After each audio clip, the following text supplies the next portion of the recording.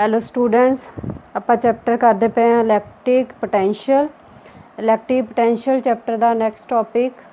Conservative nature of electrostatic force means जी force है जी उन्होंने आप कंजरवेटिव कदों कहांगे कि जो भी work done by the force between two points जोड़ा वर्क डन हो रहा वा दो पॉइंट्स के बिटवीन तो की आ it is independent of the path followed between the two points कि फोर्स में आप कंजरवेटिव कदों कहना वा कि जो वर्क डन हो रहा फोर्स दे दो पॉइंट्स के बिटवीन फोर्स है जी लग रही है वर्क डन हो रहा दो पॉइंट्स के विचकार आप फोर्स लगा रहे हैं तो जी फोर्स आप लगा रहे हैं वर्क डन कर रहे हैं तो जोड़ा भी वर्क डन अपने को आया वो वर्क डन की है इंडिपेंडेंट आ path followed between the two points दो पॉइंट्स के विचकार आप कितना पाथ मीनस किदा का पाथ मूव किया आप स्ट्रेट मूव किया कर्व मूव किया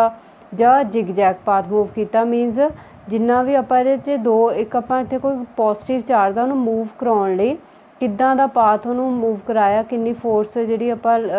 किन्ना वर्क डन वो किया वो वर्क डन आ जोड़ा इंडिपेंडेंट होगा किदे ते इंडिपेंडेंट होगा कि आप एक पॉइंट तो दूसरे पॉइंट तक जो भी चार्ज नूं लैके गए तो आप चार्ज नूं किस तरह के पाथ ते थ्रू लैके गए जिगजैग लैके गए स्ट्रेट लैके गए ये की रहूगा इंडिपेंडेंट रहूगा डिपेंड नहीं करूगा कि आप चार्ज नूं किदां दा पाथ फॉलोड कराया तो दोनों पॉइंट्स के विचकार तो इस तरह की फोर्स नूं आपां की बोलांगे conservative force and work done आ जिहड़ा भी conservative force along a close path की हो जाऊगा जीरो क्लोज पाथ मीनस की जीरो हो जाऊगा कि अपने को कोई भी दो पॉइंट सी पहला आप किधर मूव किया ए टू बी मूव किया next again B to A move कर लिया तो क्लोज सेम उस पॉइंट पे मूव कर लिया आप अगेन दोबारा इनिशियल पॉइंट पे आ गए तो वर्क डन की आ गया जो दोबारा फिर आप इनिशियल पॉइंट पे आ गए तो वर्क डन की हो गया अपना क्लोज पाथ दे विच की हो जाऊगा जीरो हो जाऊगा। Next article independence of line integral of electric field between the two points और यदा क्वेश्चन पेपर से इदा होंगे कि show that the line integral of electric field between two point is independent of the path followed between two points कि जोड़ा भी line इंटैग्रल electric field है जो आप इलैक्ट्रिक फील्ड की जी इंटीग्रेशन कर दें अलॉन्ग ए लाइन तो अलॉन्ग ए लाइन मीनस इंटीग्रेशन तीन तरह की होंगी लाइन इंटैग्रल सरफेस इंटैग्रल वॉल्यूम इंटैग्रल आप फिलहाल की कर रहे हैं लाइन इंटैग्रल की होंगे आप वन टाइम ही इंटीग्रेशन कर रहे हैं तो लाइन इंटैग्रल इलैक्ट्रिक फील्ड की जे आप करते हैं तो वो कि जोड़ा भी रिजल्ट आ रहा वो पाथ से मीनस दो पॉइंट के विचकार जोड़ा भी पाथ आप ट्रैवल किया वो की आ इंडिपेंडेंट है आप आर्टिकल के शो करना वा तो आप की सपोज किया कि अपने को एक यूनिट पॉजिटिव चार्ज सपोज किया इतने की आ कि वो पॉजिटिव चार्ज आ किहड़े पॉइंट पे पिया ओ पॉइंट दे किहदे ते एक कोआर्डीनेट फ्रेम सपोज किया आप ओ एक्स वाई जैड उहदे ओ पॉइंट ते की एक क्यों पॉजिटिव चार्ज पिया वा जे अपने को पॉजिटिव चार्ज हुंदा पॉजिटिव चार्ज की इलैक्ट्रिक फील्ड हमेशा उहदे तो की हुंदी आ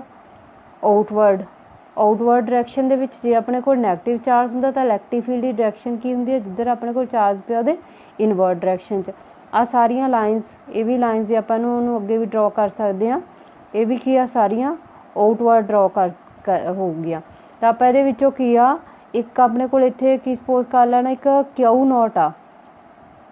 ये अपने को की आ सोर्स चार्ज ये अपने को की आ टेस्ट चार्ज नूं आपां मूव करा रहे हैं किहड़े पॉइंट तो ए टू बी अपना किहड़ा वा नॉन यूनीफॉर्म पाथ आ नॉन यूनीफॉर्म मीनस ये नॉन यूनीफॉर्म क्यों आ क्योंकि हरेक पॉइंट का जो डिस्टेंस आ क्यों पॉइंट तो डिस्टेंस की आ डिफरेंट आ जो डिस्टेंस चेंज हो रहा हरेक पॉइंट तो हरेक पॉइंट ए ते डिस्टेंस डिफरेंट आ बी ते डिफरेंट आ क्यू ते पी ते जो डिस्टेंस चेंज हो रहा तो इट मीनस हरेक पॉइंट ते इलैक्ट्रिक फील्ड की वैल्यू की है चेंज हो रही है इट मीनस ये इलैक्ट्रिक फील्ड की वैल्यू की है नॉन यूनीफॉर्म आ ओ तो स्टार्टिंग पॉइंट आप ए तक कितना डिस्टेंस सपोज किया आर ए और बी तक कितना डिस्टेंस सपोज किया आर बी और टोटल पाथ फाइंड आउट करने लिए आप एक स्मॉल पाथ ले लेना दा पी क्यू लिए एक स्मॉल पाथ कि इक्वल ले लेना वा डी एल इक्वल ले लेना। नैक्सट आप आगे करा नैक्सट डायग्राम किदा कि इलैक्टिव पहला तो लाइन इंटैग्रल है कि आ E dot D L integration A to B अपने कोल की आ जाऊगा इंटीग्रेशन लाइन इंटैग्रल बोलते अपन ए टू बी पाथ जिहड़ा वा line integral of electric field E between the point A and B इहदी वैल्यू आपां फाइंड आउट करनी आ इहदी वैल्यू फाइंड आउट करके आपां ये शो करना कि अपने कोल जिहड़ा भी रिजल्ट आ वो जिहड़ा की आ पाथ किद्दां फॉलो किया दो पॉइंट्स दे बिटवीन उहदे ते की आ डिपेंड नहीं करदा कि फाइंड आउट करना आपां E dot D L line integral तो इलैक्टिव फील्ड की वैल्यू आपां कीती हुई आ सैकेंड चैप्टर च इलैक्टिव फील्ड किहदे इक्वल हुंदा 1/4 pi epsilon naught Q upon R square into R unit vector जे आपां वैक्टर फॉर्म च लिखते हैं तो नैक्सट आपां इहनूं किहदे नाल ये मल्टीप्लाई हो रहा D L dot product with D L both side कर दो डी एल दे नाल डॉट प्रोडक्ट तो अगे की आ गया अपने कोल R unit vector both side आपां की करना वा डी एल दे नाल मल्टीप्लाई कर दो बोथ साइड ताकि आ गया ई डॉट डी एल इस साइड की आ जाऊगा यूनिट वैक्टर दे नाल की हो गया डॉट डी एल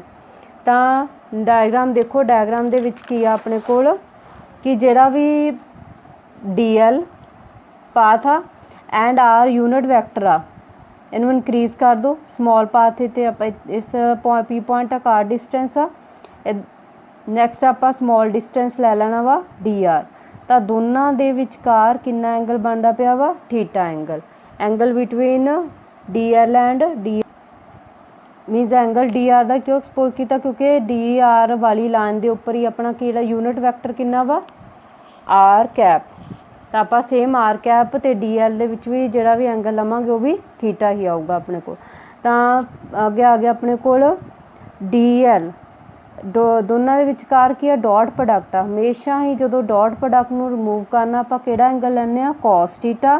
ते आर की है यूनिट वैक्टर की वैल्यू की होगी 1 यूनिट वैक्टर रिमूव हो गया ये तो नैक्सट आप डायग्राम दे विच की चेंज करनी आ क्यू तो आप एक परपेंडिकुलर ड्रॉप करना क्यू एन किहड़े साइड ते ड्रॉप किया वा ओ पी साइड उपर क्यू तो परपेंडिकुलर ड्रॉप किया वा क्यू एन एन है पॉइंट अपने को एन पॉइंट किदे उपर ड्रॉ किया है आप जिहड़ा परपेंडिकुलर ड्रॉ किया पी एन दे उपर ये आ गया अपने को परपेंडिकुलर तो यह ट्रैंगल की आ गई अपने को पी एन एंड क्यू और ये ट्रैंगल दे विच अपने को क्यू एन साइड की आ परपेंडिकुलर पी एन साइड की आ बेस और ये अपने को एंगल आ ना एंगल दे सामने वाली साइड की होंगी हमेशा परपेंडिकुलर तो ये अपने को ये साइड के ही आ गई हाइपोटेनियस साइड केड़ी आ गई अपने को पी क्यू साइड तो ये अपने को ट्रैंगल की C P N and Q P N की वैल्यू की आ D R and P Q की वैल्यू की अपने को डी एल की आ गया अपने को P N upon P Q is equals to cos theta क्यों बेस अपॉन की आ गया सी अपने को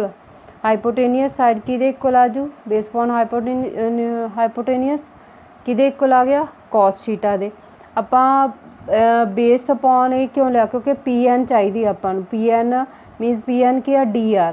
आर की वैल्यू आप फाइंड आउट करनी है कि ट्रैंगल अगे जी डी आर आ कि इक्वल आ तो जी चीज़ भी आप फाइंड आउट करनी आ उन्होंने हमेशा उपर लिखना फिर ट्रैंगल च देखना कि किहड़ी साइड आपां गिवन आ 3 साइड्स सीगियां ट्रैंगल दियां तिन्ने साइड्स दे विचों नैक्सट साइड अपन कोल किहड़ी गिवन सीगी डी एल ताकि ये बन गया बेस एंड हाइपोटेनियस की आ गया अपने को कॉस थीटा तो कॉस थीटा जी फाइंड आउट करनी है डी आर उपर लिखनी है जी भी अपन गिवन है उन्होंने पहुँचता दे अकॉर्डिंग देखना कि अपने को किहड़े एंगल दे इक्वल आया कॉस थीटा दे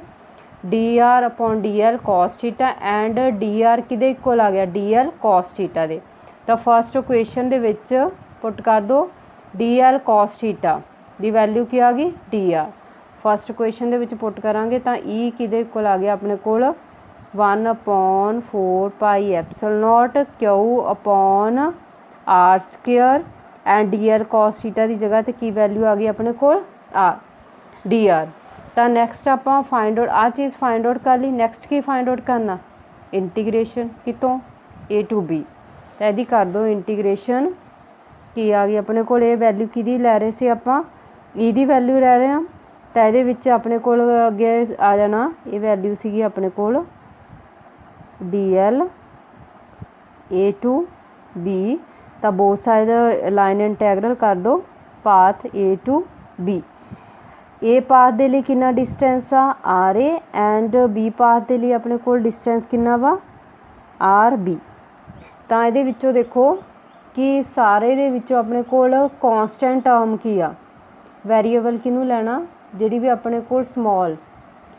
डी दे नाल जिहड़ी भी टर्म लगी होगी वो वेरीएबल होगी। उन्होंने आप इनसाइड इंटीग्रेशन रखना होंगे। बाकी सारियां की आ कॉन्सटेंट टर्म उन्होंने आप की लिखना आउट ऑफ इंटीग्रेशन की 1/4 पाई एप्सिलॉन नॉट क्यू। तो इंटीग्रेशन दे विच अपने कोल की बचा 1/r² D R A into R B. तो अगे 1/r²। 1/r² आप लिख सकते हैं आर पार -2। तो यदि इंटीग्रेशन का फार्मूला की होंगे -2 दे विच ऐड कर देना 1। तो सेम जी पावर अपने को उपर बनती आ ये नाल ही आप कर देना वा डिवाइड। तो कि आ गया अपने को r -1 अपॉन -1। तो इनू किदां लिख सकते आप -1 अपॉन r। तो ये अपने को इंटीग्रेशन आ गई। यदि इंटीग्रेशन की वैल्यू पुट कर दो ये 1/4 पाई एप्सिलॉन नॉट क्यू। ये की रहूगा एज इट इज़ रहूगा। इंटीग्रेशन की आ गई अपने को माइनस आर की ऊपर अपने को upper limit R B lower limit की आ आर ए। नैक्सट स्टैप की होंगे अपने को की आ माइनस आप आउट ऑफ ब्रैकेट लिख लो। ताकि आ जाऊगा अपने को अपर लिमिट की आ आर बी आर की जगह तो R B minus lower limit की आ आर ए। और नैक्सट की करना आप जी माइनस आप बाहर सी ब्रैकेट तो ब्रैकेट के नाल मल्टीप्लाई कर दो माइनस नू। ताकि अपने को रिजल्ट आ गया 1/4 pi epsilon naught Q. Next minus नू जो ब्रैकेट दे विच मल्टीप्लाई करांगे आर 1/r/b प्लस आ माइनस हो जूगा माइनस आ एक ही बन जूगा अपना पॉजिटिव 1/r/a माइनस की आ गया 1/r/b। एक ही वैल्यू आ गई अपने को line integral of electric field कि इक्वल आ गया 1/4 pi epsilon naught Q 1/r/a minus 1/r/b। Next इहदा एक है अगे special case. Next special case की है कि line integral of an electric field along a close path is 0। तो अपने को जो रिजल्ट आप हमने फाइंड आउट किया कि 1/4 pi epsilon naught Q 1/r minus 1/r/a minus 1/r/b। ये किहड़े पाथ लई सीगा कि जो अपनी कोई भी जरा भी ऑब्जैक्ट आ किधर मूव कर रहा वा ए पॉइंट तो मूव कर रहा सीगा बी पॉइंट ली। जे ही पॉइंट अपना हुण दोबारा बी टू ए मूव करूगा तो ये की इंटरचेंज कर देनी आपां। तो जी भी इक्वेशन आ पहला पाथ P1 के अलोंग मूव किया जोड़ा भी रिजल्ट किया आपां जे बी टू ए मूव कर रहा वा तो अपने रिजल्ट के की चेंज आ जानी आ इंटरचेंज हो जानी अपनी दोनों टर्म्स ए की जगह बी की जगह की आ गया ए आ गया। बाकी रिजल्ट है सेम ही रहूगा अपने को कि 1/r/b A C first they minus 1/r/a। और ये पाथ भी आप की लिखांगे और ये पाथ भी अपना चेंज कर लियो। इत्थे पाथ की आ जाऊगा अपना बी और किदे टू वर्ड मूव कर रहा ए पाथ की आ जाओ इत्थे चेंज कर लियो बी टू ए पाथ ले। तो अलोंग किदे सीगा P2 दे दोनों नू ऐड कर लो। दोनों इक्वेशनस नू जदों ऐड करांगे तो अपने को सारिया टर्म्स जो ब्रैकेट ओपन करोगे तो पॉजिटिव इत्थे आ रहे इत्थे नैगेटिव है इत्थे कि अपने को नैगेटिव पॉजिटिव तो सारिया टर्म्स कैंसल हो गई। तो अपने को राइट साइड की आ गई 0 ਤਾਂ ਕਲੋਜ਼ ਪਾਥ ਦੇ ਅਲੋਂਗ ਜਿਹੜਾ ਵੀ ਲਾਈਨ ਇੰਟੈਗਰਲ ਆਪਣਾ ਆ ਗਿਆ ਕਿਹਦੇ ਇਕੁਅਲ ਆ ਗਿਆ 0 ਦੇ ਇਕੁਅਲ ਆ ਗਿਆ। ਸੈਕਿੰਡ ਆ ਕਿ line integral of electric field between 2 point is equals to the work done by the electric field in moving a unit positive test charge between the 2 point in an electric field ਕਿ ਜਿਹੜਾ ਵੀ line integral electric field ਆ ਕਿਹਦੇ equal ਆ ਕਿ ਜਿੰਨਾ ਆਪਾਂ work done ਕੀਤਾ, ਵਰਕ ਡਨ ਕਾਹਦੇ ਲਈ ਕੀਤਾ ਕਿ ਯੂਨਿਟ ਪੋਜ਼ਿਟਿਵ ਚਾਰਜ ਨੂੰ ਇਲੈਕਟ੍ਰਿਕ ਫੀਲਡ ਦੇ ਵਿੱਚ ਮੂਵ ਕਰਾਉਣ ਲਈ, ਕਿਉਂਕਿ ਆਪਾਂ ਕੀ ਉਹਦੇ ਪਾਥ ਦੇ ਵਿੱਚ ਉਹਨੂੰ ਕੀ ਕਰ ਰਹੇ ਹਾਂ ਮੂਵ ਕਰਾ ਰਹੇ ਹਾਂ। ਤਾਂ ਮੂਵ ਕਰਾਉਣ ਲਈ ਆਪਾਂ ਨੂੰ ਉਹਦੇ ਉੱਪਰ ਕੀ ਕਰਨਾ ਪਊਗਾ ਵਰਕ ਡਨ ਕਰਾਉਣਾ ਪਊ ਕਿਉਂਕਿ ਇਸ ਤਰ੍ਹਾਂ ਦੇ ਕਰਵ ਪਾਥ ਦੇ ਵਿੱਚ ਮੂਵ ਕਰਦੇ। ਜੇ ਆਪਾਂ ਫੋਰਸ ਨਹੀਂ ਲਗਾਵਾਂਗੇ ਤਾਂ ਉਹ ਜਿਸ ਡਾਇਰੈਕਸ਼ਨ ਵਿੱਚ ਇਲੈਕਟ੍ਰਿਕ ਫੀਲਡ ਆ ਉਸ ਡਾਇਰੈਕਸ਼ਨ ਵੱਲ ਮੂਵ ਕਰ ਦੂਗਾ ਤਾਂ ਆਪਣਾ ਕਰਵ ਪਾਥ ਦੇ ਵਿੱਚ ਨਹੀਂ ਮੂਵ ਕਰਦਾ। ਤਾਂ E ਡੋਟ DL ਆਪਾਂ ਕੀ ਕੀਤੀ ਸੀਗੀ work done by the electric field in moving a unit positive test charge along DL ਜਿਹੜੇ ਪਾਥ। ਤਾਂ ਵਰਕ ਡਨ ਆਪਣੇ ਕੋਲ ਕੀ ਆ ਗਿਆ A to B E dot DL। ਤਾਂ work done in moving a unit positive charge against the electric field, electric field ਜਿੱਦਾਂ ਲੱਗਦੀ ਉਹਦੇ ਅਗੇਂਸਟ ਆਪਾਂ ਨੂੰ ਮੂਵ ਕਰਾਇਆ A to B ਤਾਂ ਆਪਣਾ ਕੀ ਆ ਵਰਕ ਡਨ ਕੀ ਆਊਗਾ ਨੈਗੇਟਿਵ ਆਊਗਾ। ਔਰ ਨੈਕਸਟ ਆ ਗਿਆ ਆਪਣੇ ਕੋਲ ਕਿ line integral of electric field ਤੇ ਮਾਈਨਸ ਪਤਾ ਲੱਗ ਕਿਉਂ ਲਿਆ ਕਿ ਆਪਣਾ ਕੋਲ ਕੀ ਆ ਯੂਨਿਟ ਪੋਜ਼ਿਟਿਵ ਚਾਰਜ ਨੂੰ ਆਪਾਂ ਉਹਦੇ ਅਗੇਂਸਟ ਮੂਵ ਕਰਾ ਰਹੇ ਹਾਂ ਕਿਹਦੇ ਇਲੈਕਟ੍ਰਿਕ ਫੀਲਡ ਦੇ। ਇੱਥੇ ਕੀ ਆ ਜਾਊਗਾ negative sign. line integral of electric field is same for all the path between the 2 points only in case of static electric field। ਕੀ ਆ ਜੇ ਆਪਣੇ ਕੋਲ ਜੇ ਸਟੈਟਿਕ ਇਲੈਕਟ੍ਰਿਕ ਫੀਲਡ ਆ ਉਹਦੇ ਕੇਸ ਦੇ ਵਿੱਚ ਕੀ ਆ ਇਲੈਕਟ੍ਰਿਕ ਲਾਈਨ ਇੰਟੈਗਰਲ ਆ ਜਿਹੜਾ ਉਹ ਕੀ ਰਹੂਗਾ ਸੇਮ ਰਹੂਗਾ ਹਰੇਕ ਪੁਆਇੰਟ 'ਤੇ। ਸਟੈਟਿਕ ਇਲੈਕਟ੍ਰਿਕ ਫੀਲਡ ਕੀ ਹੁੰਦੇ ਆਪਣੇ ਕੋਲ ਕਿ ਜਿਹੜਾ 4 ਪੁਆਇੰਟ ਆਪਣੇ ਕੋਲ ਜਿਹੜੀ ਇਕੁਏਸ਼ਨ ਆਈ ਆ 4.03 ਜਿਹੜਾ ਵੀ ਆਪਾਂ ਰਿਜ਼ਲਟ ਡਰਾਈਵ ਕੀਤਾ ਵਾ ਲਾਈਨ ਇੰਟੈਗਰਲ ਵਾਲਾ ਉਹੀ ਆ 4.3 equation does not hold for the electric field due to the moving charge. ਇਹ ਕੀ ਆਪਣੇ ਕੋਲ ਸਟੈਟਿਕ ਇਲੈਕਟ੍ਰਿਕ ਫੀਲਡ ਦੇ ਲਈ ਹੀ ਆਪਾਂ ਰਿਜ਼ਲਟ ਫਾਈਂਡ ਆਊਟ ਕੀਤਾ ਕਿ ਜੇ ਆਪਣੇ ਕੋਲ ਕੀ ਆ ਇਹ ਕਿਹਦੇ ਲਈ ਰਿਜ਼ਲਟ ਹੋਲਡ ਨਹੀਂ ਕਰਦਾ ਕਿ electric field due to a moving charge ਜਿੱਥੇ ਚਾਰਜ ਕੀ ਆ ਮੂਵ ਕਰ ਰਿਹਾ ਉਹਦੇ ਲਈ ਰਿਜ਼ਲਟ ਹੋਲਡ ਕਰਦਾ ਜਿੱਥੇ ਆਪਣੇ ਕੋਲ ਜਿਹੜਾ ਪੋਜ਼ਿਟਿਵ ਚਾਰਜ ਆ ਉਹ ਕੀ ਆ ਇੱਕ ਪੁਆਇੰਟ 'ਤੇ ਸਟੇਸ਼ਨਰੀ ਇੱਕ ਪੁਆਇੰਟ 'ਤੇ ਹੀ ਪਿਆ ਵਾ ਉਹਦੇ ਲਈ ਹੋਲਡ ਕਰਦਾ ਕਿ ਜਦੋਂ ਆਪਣਾ ਜਿਹੜਾ ਚਾਰਜ ਆ ਸਟੈਟਿਕ ਪਿਆ ਸਟੈਟਿਕ ਮੀਨਸ ਇੱਕ ਪੁਆਇੰਟ 'ਤੇ ਹੀ ਪਿਆ ਵਾ ਰੈਸਟ ਪੋਜੀਸ਼ਨ 'ਤੇ ਪਿਆ ਉਹਦੇ ਲਈ ਆਪਣੇ ਕੋਲ ਇਹ ਜਿਹੜਾ ਵੀ ਰਿਜ਼ਲਟ ਆਪਾਂ ਕਰਕੇ ਹਟਿਆ ਪੂਰਾ ਲਾਈਨ ਇੰਟੈਗਰਲ ਆ ਉਹਦੇ ਲਈ ਹੋਲਡ ਕਰਦਾ ਬਟ ਇਹ ਕੋਈ ਰਿਜ਼ਲਟ ਆਪਣਾ ਮੂਵਿੰਗ ਚਾਰਜ ਦੇ ਲਈ ਹੋਲਡ ਨਹੀਂ ਕਰਦਾ। ਕਿਹੜਾ result line integral A to B E dot DL is equals to ਕਿਹਦੇ ਆਇਆ ਸੀ ਆਪਣੇ ਕੋਲ 1/4 pi epsilon naught Q 1/RA minus 1/RB ਕਿਹਦੇ ਲਈ ਹੋਲਡ ਕਰਦਾ ਇਹ for stationary charge Q positive ਕੀ ਪਿਆ ਸਟੇਸ਼ਨਰੀ ਆ ਰੈਸਟ ਪੋਜੀਸ਼ਨ 'ਤੇ ਤਾਂ ਹੀ ਆਪਣਾ ਰਿਜ਼ਲਟ ਹੋਲਡ ਕਰਦਾ ਔਰ ਮੂਵਿੰਗ ਚਾਰਜ ਦੇ ਲਈ ਇਹ ਆਪਣਾ ਰਿਜ਼ਲਟ ਐਪਲੀਕੇਬਲ ਨਹੀਂ ਹੈਗਾ।